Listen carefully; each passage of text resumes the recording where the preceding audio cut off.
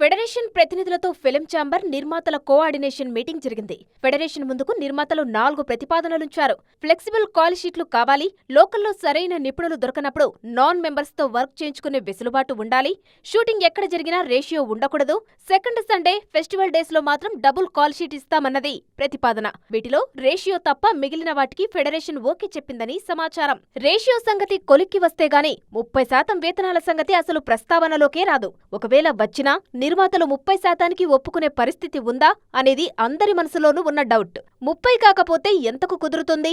నిర్మాతలు ఎంతకు ఒప్పించుకోగలుగుతారు? ఫెడరేషన్ ఎంతవరకైతే ఒప్పుకుంటుందన్నది ఆసక్తికరం. ఇప్పుడు సినిమాల పరిస్థితి అంతంత మాత్రంగా ఉంది. డిజిటల్ కంటెంట్ పెరిగిన తర్వాత థియేటర్లకు జనాలు రావట్లేదు. సినిమా బావుందన్నా ఓపెనింగ్స్ తీసుకురావడం కనా కష్టమవుతుంది. ఓపెనింగ్స్ ఉన్నా పైరసీ తదితర కారణాలతో సినిమాను సస్టైన్ చేయడం ఇబ్బంది అవుతుంది. ఇన్ని ఇబ్బందులు ఎదుర్కొంటున్న నిర్మాతలు 30%కి మొగ్గుతారా అనేది పెద్ద ప్రశ్న.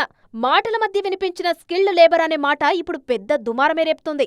మన దగ్గర నిజంగా నిపుణులు లేరా? లేకుండానే మన సినిమాలను ప్రపంచ స్థాయికి తీసుకెళ్తున్నారా? బయటి నుంచి మనుషుల్ని తెచ్చుకోవలసిన పరిస్థితి మనకెందుకు?